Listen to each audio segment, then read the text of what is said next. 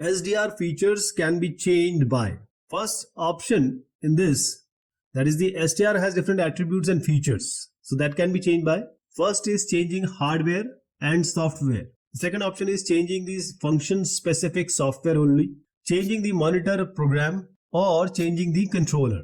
Now in these all options, what is the correct option?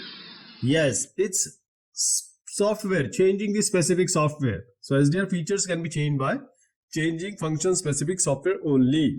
Now this SDR or software defined radio, this is a radio communication system that uses software to process the signals. Most of the things, the component, hardware component, they are implemented in software rather than the hardware. So SDR features or attributes, how can they be changed? So just the specific software part or software code can be changed. And since the different parts, mixers, filters, amplifiers, modulators, demodulators, they are mostly implemented in software, so you can just change it, right?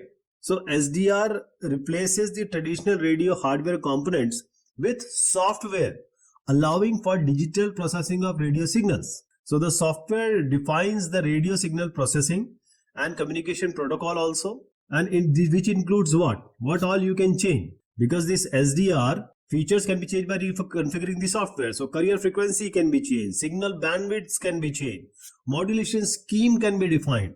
It can be PSK, QPSK, network access, how the network will be accessed, the cryptography, you want to safeguard your data, safeguard your communication, for that cryptography can be done.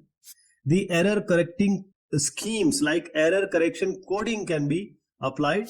And also voice, video and data is becoming so important. So the source coding of voice, video and data can also be performed. So this is how SDR features can be changed.